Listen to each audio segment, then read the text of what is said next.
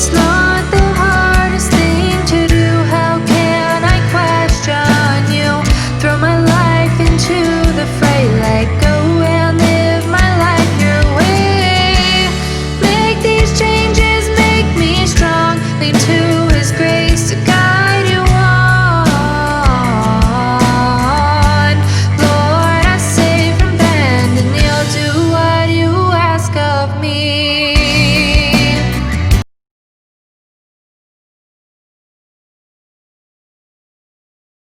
캐나다 저널리스트 말콤 글래드웰이라는 분이 있습니다. 이분은 성공 철학에 대한 많은 책을 써서 베스트셀러 작가가 되었습니다. 그분이 쓴 책 가운데 영어로 Outlier라는 책이 있습니다. 이 말은 원래 통계학에서 사용되는 말인데 우리말로 하면은 좀 문외한, 독특한 그러한 결과를 나타내는 말입니다. 어떤 사업이라든가 어떤 일을 평가했을 때 아주 높은 수치와 아주 낮은 수치가 나타나는데 그 독특한, 특별한 그런 의미를 말할 때 아웃라이트라는 말을 씁니다.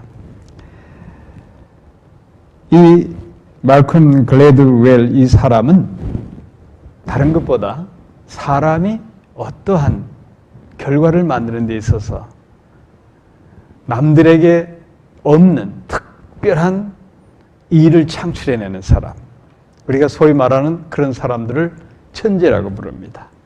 그런 사람들이 어떤 사람들인가에 대해서 연구하고 그가 재미난 결과를 돌출해서 많은 사람들에게 이해하기 쉽도록 책을 썼습니다. 그게 아웃라이어. 이렇게 특별하고 비범한 사람들, 그리고 평범한 사람들의 차이가 무엇인가? 이분이 연구해 본 결과 다른 데 있지 아니하고 어떤 일에 있어서 반복적인 것을 계속 거듭할 때 만들어져 나갔다는 겁니다. 그래서 최소한 어떤 일에 성공하려고 하려면 1만 시간을 그 이상 투자해야 된다. 어떤 자기 일에 있어서 1만 시간을 투자하면은 놀라운 결과가 나온다. 꼭 천재라서 그 일을 잘하는 게 아니라 어떤 일에 대해서 지루하고 때로는 지치게 만들고 하기 싫은 그런 일들이라 하더라도 계속 반복적으로 그 일을 하면은 그런 놀라운 결과가 나와서 사람들은 저 사람 천재다. 저 사람은 일반 사람과 다른 아주 비범한 재주가 있다. 이렇게 인정을 한다는 겁니다. 사랑하는 성도 여러분, 누가 신앙생활을 잘하는 사람이라고 생각합니까? 성경이 답을 해주는 건 아주 간단합니다. 신앙생활 잘하는 사람은 예배를 반복적으로 지속적으로 잘 드리는 사람. 예배를 잘 드리는 사람은 신앙생활을 잘하고 예배를 잘 드리는 사람은 하나님께서 아주 특별하게 사용하신다는 사실입니다. 믿습니까? 솔로몬은 자기 인생 회고록 전도서 1장 9절에서 분명히 밝힙니다. 해 아래에서 새 것이 없다 라고 말합니다. 계속 이어서 전도서 1장 14절에서 솔로몬은 이렇게 말합니다. 내가 해 아래에서 행하는 모든 일을 본즉 다 헛되이 바람을 잡으려는 것이로다. 여기서 중요한 것은 사람들은 이 땅에 와서 이런저런 일들을 하고자 애를 씁니다. 거기에 따라서 라이프 스타일도 만들어집니다. 그런데 중요한 사실 하나는 그렇게 애쓰고 잠자지 못하고 수고하고 해도 결국은 우리는 언젠가는 죽음을 맞이하고 빈손으로 왔다 빈손으로 다 털고 떠나야 되는 겁니다.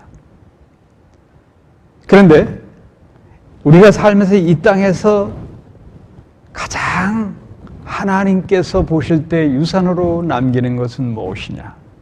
우리 믿는 자들에게는 예배를 많이 드리고 얼마나 정성껏 드렸느냐, 거기에 따라서 하나님께서 우리를 평가하신다는 겁니다. 자, 여러분, 구약시대 2000년 전, 지금부터 아브라함 역사로 따지면 4000년 전 아브라함이 예배를 드릴 때나, 그리고 2000년 전 초대 예루살렘 교회 예배 드릴 때나, 그리고 오늘 21세기 지금 우리가 드리는 이 예배, 그 예배를 드린다는 사실은 아주 단순하고, 그리고 그 내용은 수천 년이 지나도 동일한 겁니다. 아마도 제가 이렇게 하나님 말씀을 선포하는데 다음 100년 후에도 우리 예배는 이런 모습으로 예배는 드려질 겁니다. 이렇게 단조롭게 예배 드리는 이 예배가 우리 믿는 자들까지도 때로는 반복되기 때문에 지루하게 느껴지고, 그래서 소홀히 여길 수도 있고 또 정성을 다하지 않을 수도 있는 겁니다.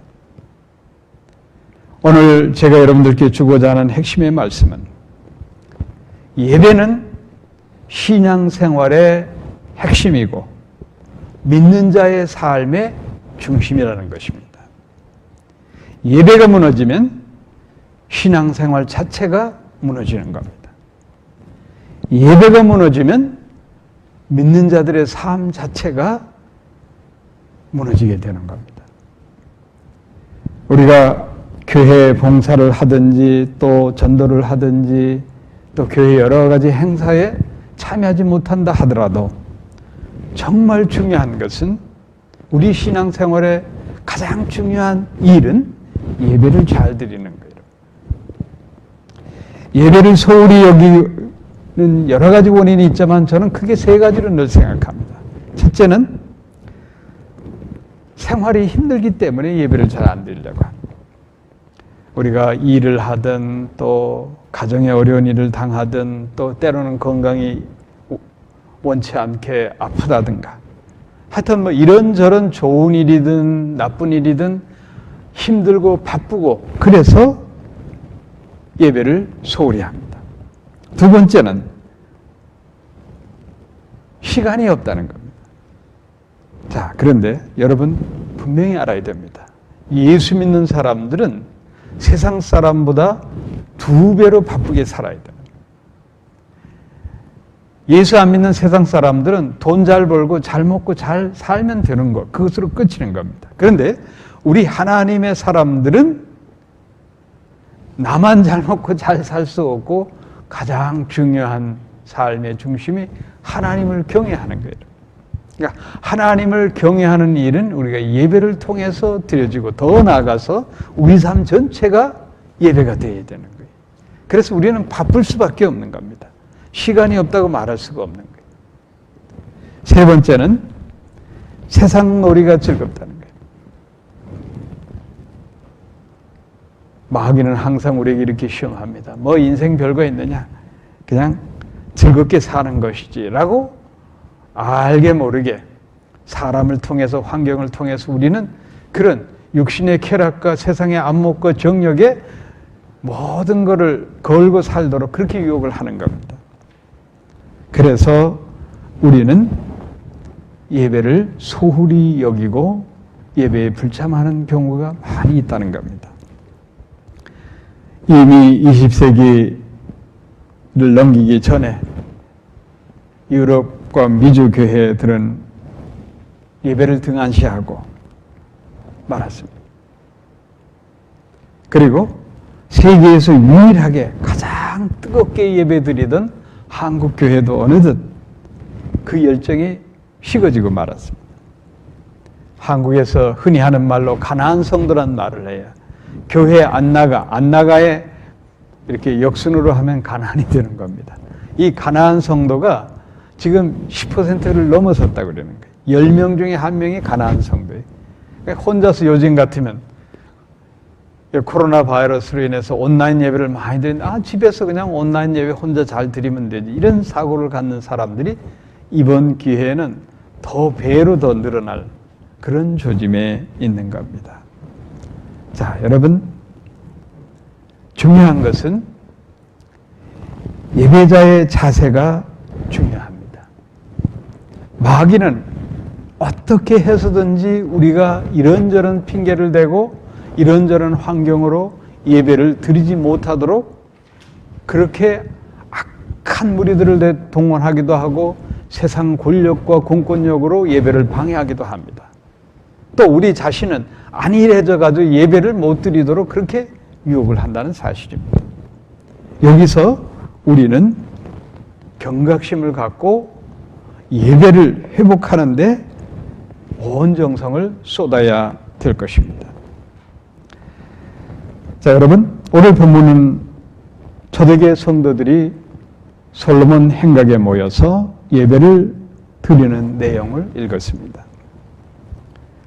헤롯 대왕이 솔로몬의 성전 본따서 2배 규모로 거대한 예루살렘 성전을 건축합니다. 그게 소위 말하는 헤롯 성전입니다. 자그만치 헤롯 대왕이 죽고 그의 증손자 아그리파 2세 이르기까지 80년 동안 이 성전을 건축했는데 이 성전, 예루살렘 성전은 지금 뭐 터가 남아있지, 조금 흔적만 남아있지만 이렇게 직사각형으로 만들어서 그 안에 성소와 하나님 앞에 제사 드리는 성소와 지성소가 있고 그 울타리식으로 만들어진 게 이게 행각이라고 부르는 거예요.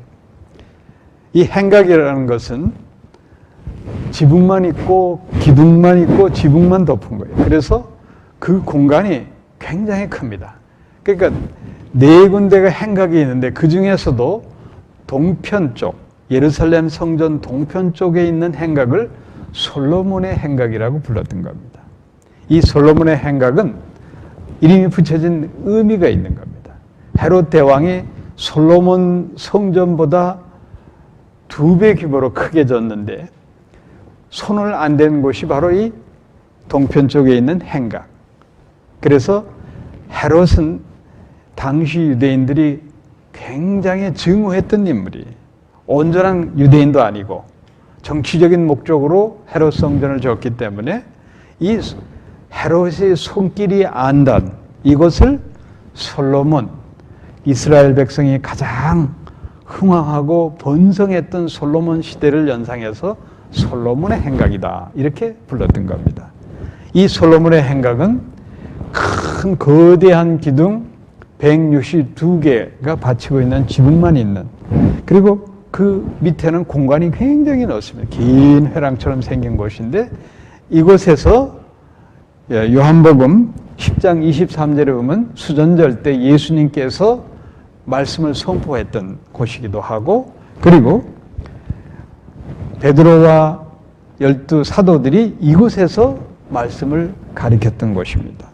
그런데 이 솔로몬의 행각은 이방인들이 들어올 수 있는 거죠. 예루살렘 성전을 보면 매문, 이 행각, 이 자체가 이방인들까지 곳까지 들어오고 한 계단 올라가면은 우리가 사도행전 3장에 나오는 대로 베드로와 요한이 나면서부터 안질뱅이를 고친 곳이 미문이라고 나오죠. 그 미문이 바로 이 솔로몬의 행각을 지나서 올라가면은 미문이 있는데 그 미문을 들었으면은 이스라엘 백성인 여인들만이 들어갈 수 있는 여인의 뜰이 있고, 그 다음에 더 올라가면은 니가노라는 문이 있는데 이곳을 통과하면은 남자들이 모이는 소위 말하면 이스라엘의 뜰이 있습니다.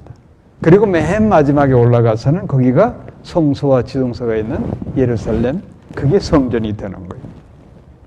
자, 여기서 중요한 것은 이 솔로몬의 행각은 이방인들도 들어오고 또 많은 유대 백성들이 그냥 말씀을 강론하기도 좋고, 또 순례자들이 유럽과 아시아 전역에서 절기가 되면은 수많은 유대인들이 모여서 거기서 서로 담소하는 이러한 곳이 바로 솔로몬 행각이에요.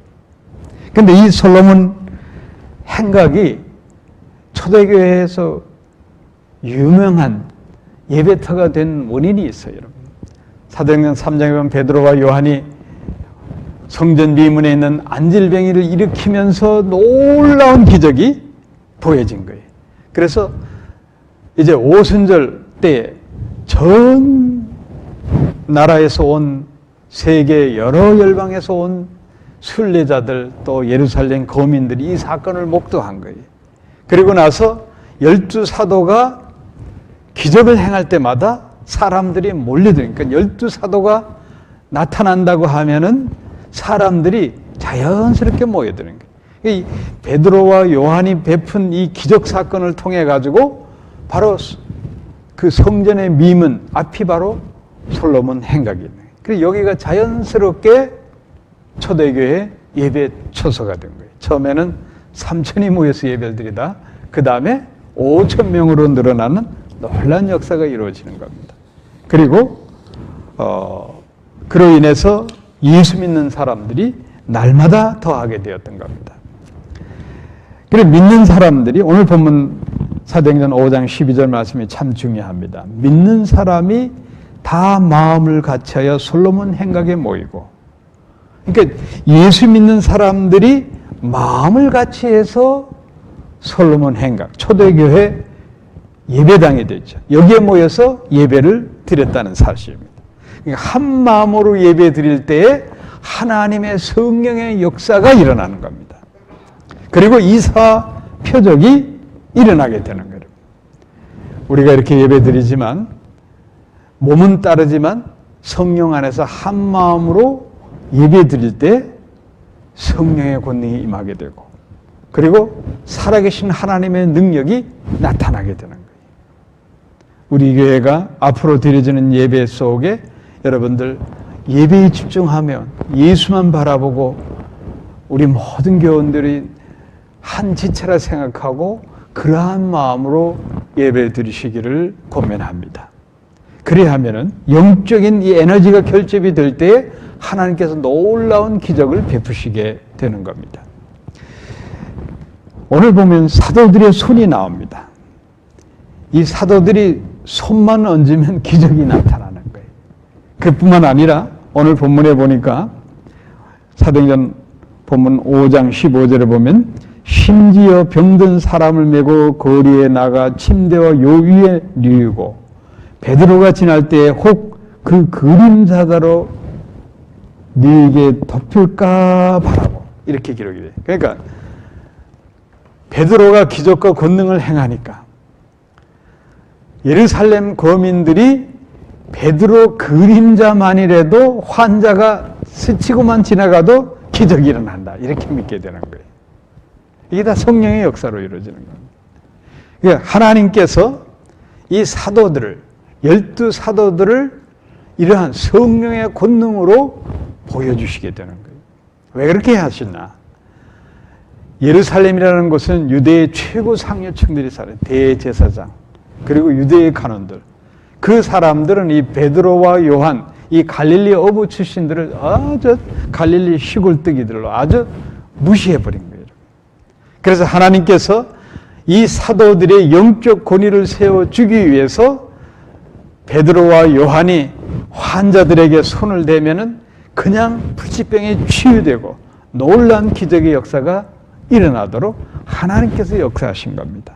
그리고 초대교회 예루살렘 성도들은 함께 모여서 사도 베드로가 전하는 성령 충만해서 말씀을 전하면 그것을 아멘으로 받고 믿음을 견고히 하고 믿음은 들음에서 나니까 베드로 사도들의 가르침 속에 하나님의 말씀으로 재무장하고 함께 모여 기도하고 함께 예배드릴 때 하나님께서 수많은 이사와 표적을 초대교회에 나타나게 되는 겁니다.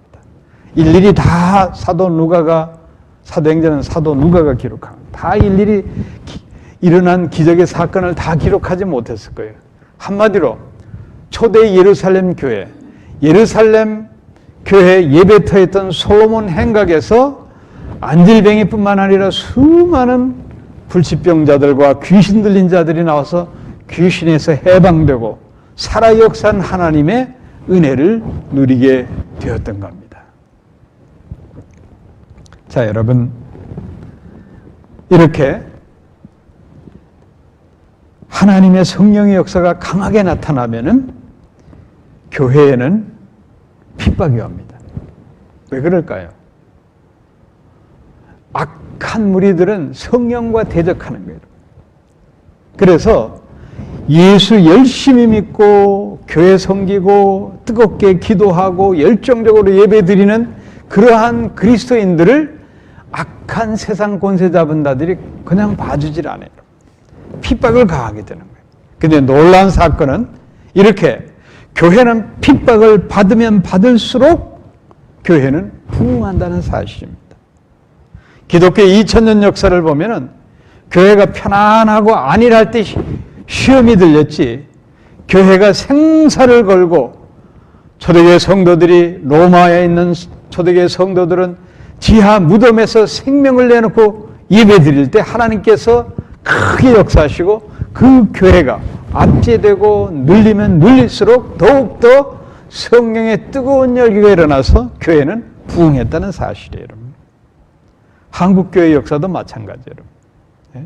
일제강점기 때 수많은 기독교 인사들이 핍박을 받았어요. 일본 순사들이 가장 두려워했던 사람들이 누구냐? 바로 기독교 신자들이에요. 기독교 신자들은 굴하지 않으니까. 저들을 놔뒀다가는 조선이 독립할 것 같거든. 그래서 핍박하고, 또 핍박하고 나니 북한은 어떻게 됐느냐? 이 북한은 공산당이 지배하고, 그리고 수많은 기독교 인사들을 옥에 가두고 고문을 하고, 그리고 이 공산당원들이 얼마나 악행을 저질렀냐 하면은 기독교 가정의 자녀들까지 힘들게 했어요. 주일날 학교 문을 열게 하고 교회 못 가게 하고 주일날 학교에 나와서 공부하라고, 뭐 공부가 다른 게 공산당 교육을 시키는 거예요. 공산교육. 여기에 저항하니까 아이들까지도 핍박을 했던 그런 시대가 있었던 겁니다. 그런데 놀라운 것은 이렇게 예수 믿기에 핍박을 당하고 당하던 분들이 거의 많은 분들이 남한으로 월남한 거예요. 그래가지고 한국 기독교, 우리 남한, 오늘날의 대한민국 교회가 부흥하게 된 원동력은 사실은 북한에서 예배 잘 드리고자 넘어온 분들이 교회를 부흥시킨 거예요. 그 대표적인 교회가 영락교회예요. 그 영락교회. 한경진 목사님이 북한에서 넘어온 신앙민들과 함께 예배를 시작했을 때, 교회 건물이 없을 때 열흘치씩만 남겨놓고 다 교회 건축에 힘쓰여서 세워진 게 오늘날 영락교회예요. 한국 개신교회의 대명사죠. 그런데 보세요. 피난 넘어와서 목을 꺾고 굶주린 상황에 있는데 여러분, 하루 세 끼도 못 먹지, 한 끼 먹기도 바쁜 그 시대에 성전 건축을 해서 다 내놓고 어떻게 살았습니까? 인간적으로 볼 때는 어리석은 짓이고, 인간적으로 볼 때는 그 세상 사람들 볼 때는 다 미친 짓이. 그렇지만 그렇게 영락교회를 세웠던 그 교인들, 당대뿐만 아니라 그들 후손에 이르기까지 엄청난 복을 받았어요. 대한민국의 정치, 경제, 대학에 이르는 학계에 이르기까지 그 중요한 부분에 사람들이, 영락교회 출신들이 엄청 많았어요. 하나님은 어떻게 하든지 예배를 잘 드리고 하나님 성전 중심의 교회를 잘 섬기고자 애쓰는 그러한 주의 백성을 축복하십니다. 아멘 소리가 약해. 이래가지고는 우리 교회가 부흥하기 힘들어요. 예배 잘 드리고 교회를 섬길 때 교회가 부흥할 뿐만 아니라 여러분의 삶까지도 복을 받게 되는 거예요. 믿습니까? 아멘 하는 자가 복이 있을지어다. 여러분, 악한 사탄 권세의 마귀는 어떻게 하든지 예배를 방해합니다. 사탄이 가장 싫어하는 건 우리가 예배 드리는 거예요. 그렇기 때문에 예배를 이런저런 모양으로 못 드리도록 우리를 시험하는 거예요.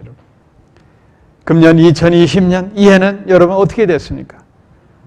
예기치 않은 코로나 바이러스로 인해 가지고 그냥 공권력 자체가 예배를 금하도록 이러한 시대가 됐습니다. 꼭 뭐 칼과 총으로 압제하는 공산시대나 초대교회 같이 그런 로마 제국의 병사들이 우리를 위협해서가 아니라 현실적으로 금년 한 해 동안 우리는 정상적으로 예배드리기 힘든 그런 한 해를 보냈던 겁니다. 그러나 우리는 분명히 알아야 됩니다. 이것은 하나님께서 우리가 더욱더 예배를 잘 드리도록 하는 사인으로 여러분 받아들여야 돼요. 경고로 받아들여야 되는 거예요. 그래서 새해에는 우리가 더욱더 새 성년과 더불어 하나님 앞에 더욱더 열정적으로 예배를 드려야 될 것입니다. 모이지 않는 교회는 이미 영적으로 죽은 교회예요. 이런저런 핑계를 대고 예배드리지 않고 예배드리는 소홀히 하는 것은 그리스도인의 자격 상실이라고 봐도 되는 겁니다. 기독교의 믿음은 예배를 통해서 성숙하는 거예요. 여러분 한번 생각해 보세요. 스마트폰을 우리가 쓰는데 이 스마트폰에 배터리가 없다 그러면 배터리가 다 나가버렸어요. 플랫 돼버리면 아무리 스마트폰 기능이 좋고 그곳에 많은 정보가 있어도 사용할 수가 없는 거예요. 여러분. 우리 영적 삶이 마찬가지예요. 여러분. 예수 믿는 사람들이 예배를 통해서 영적 충전을 받지 못하면 세상 사람과 다를 바 없는 거예요. 여러분. 우리는 예배를 통해서 한 주간을 살기 위한 영적인 생활을 위해서 충전을 위해서 예배를 드려야 되는 거예요. 새해는 여러분 주일 성수를 어떠한 경우에서든지 게으르지 말고 소홀히 여기지 말고 하나님 앞에 예배드리는 한 해가 되시기를 축원합니다. 모든 일들 가운데 예배가 우선이다. 이 각오를 단단히 하셔야 돼요, 여러분. 예배가 우선이다고 믿고 예배드리는 자는 하나님께서 그의 앞길을 축복하시는 거예요, 여러분. 하나님께서 그의 앞길에 형통한 축복을 내려주시는 겁니다. 재미있는 일화가 있습니다. 미국의 유명한 D.L. 무디 부흥사가 자기 교인 중에 한 분이 양조장을 낸 거예요. 그리고 이 무디 부흥사를 초대해가지고 계엄 예배를 드렸어요. 그리고 계엄 예배를 드리고 나서 이제 마지막 순서가 축복기도 아니겠어요. 그래서 축복기도를 이 D.L. 무디 부흥사가 손을 높이 들어서 이렇게 기도합니다. 오 하나님이시여, 이 양조장이 내일 문을 열기 위해 오늘 계엄 예배를 드렸습니다. 주님께 구합니다. 이 양조장이 내일 문이 열리지 않게 하옵소서. 이 문이 열리면 엄청난 술이 생산될 것이고 그로 인해 수많은 청소년들이 술을 마시고 방탕하고 타락하게 될 것이니 하나님이시여 이 양조장 주인의 마음을 성령님께서 감동시켜서 양조장 문이 열리지 않게 하옵소서 이렇게 기도를 해버린 거예요. 근데 이 양조장 주인이 속이 부글부글 끓는 거예요. 괜히 영역이 강하다는 이분을 모셔서 축복 기도를 받았다. 그리고 거기에 참석했던 예배드린 사람들이 다들 슬금슬금 다 떠나버린 거예요. 이 양조장 주인이 밤새 고민하는 거예요. 이걸 내가 어떻게 해야 되는가. 그러다 결론을 냈어요. D.L. 무디 부흥사의 기도대로 양조장 문을 열지 않았어요. 그런데 여러분 놀라운 사건이 이루어집니다. 이 양조장이 나중에 D.L. 무디 신학대학이 되어버린 거예요. 그리고 이 양조장 주인은 믿음 충만해가지고 신학대학 교수가 되어버린 거예요. 자, 여러분 하나님은 예배드리는 자를 통해서 영적으로 성숙시키고 우리가 기대하고 바라는 것 그 이상의 놀라운 축복으로 우리에게 갚아주시는 거예요. 우리는 새해를 맞이하고 있습니다.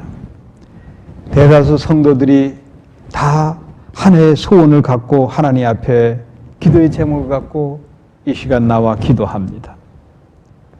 자, 여러분 우리는 하나님을 향한 소원이 있다고 생각하는데, 그러면 하나님께서는 우리를 향한 소원이 무엇이 있을까요? 한 가지밖에 없어요.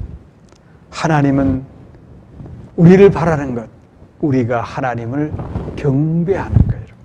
그거 한 가지만 바라시는 거예요. 부모가 자녀에게 기대하는 것처럼 자식을 낳아 기르면서 많은 기대가 있잖아요, 자식들한테.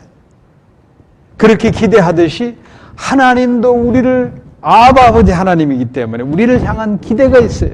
그 기대는 뭐냐? 우리가 하나님 앞에 예배 잘 드리는 것.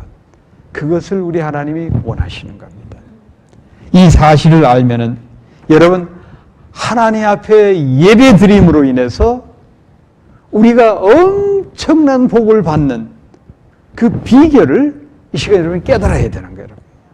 전능하신 하나님께 우리가 전능하신 하나님을 기쁘게 하고 전능하신 하나님의 소원을 우리가 응답했는데, 우리 하나님께서 우리 개인의 삶, 우리가 바라는 물질의 축복, 자녀의 축복, 이런저런 일들, 우리가 상상할 수 없는 축복으로 채워 주실 것입니다. 예배는 하나님을 기쁘시게 하는 종합 선물 세트. 예배는 기도가 있고 찬양이 있고 하나님의 말씀이 살아 역사하고, 그리고 믿음의 성도들이 하나가 되어 성령의 뜨거운 열기를 드러내는 그러한 기적이 일어나는 그 예식이 바로 예배인 겁니다. 사랑하는 성도 여러분, 우리는 새해를 맞이하며 각자의 소원이 있습니다. 무엇보다도 예배를 잘 드림으로 인해서 그 소원을 성취하기를 축원합니다. 지난해 우리 교회 표가 새 성전과 함께 성장하는 교회였습니다. 하나님께서 우리가 건축은 안 되고도 이렇게 아름다운 성전을 주셨습니다. 이 성전을 선물로 받았습니다. 앞으로 우리가 할 일은 이 좋은 예배당에서 예배를 잘 드리는 일입니다. 그렇게 하면 우리 교회가 부흥할 뿐만 아니라 2021년 새해에는 여러분들이 하나님의 권능으로 하늘마다 만사 형통의 축복이 넘쳐날 줄로 믿습니다. 예배자로 사시기를 축원합니다.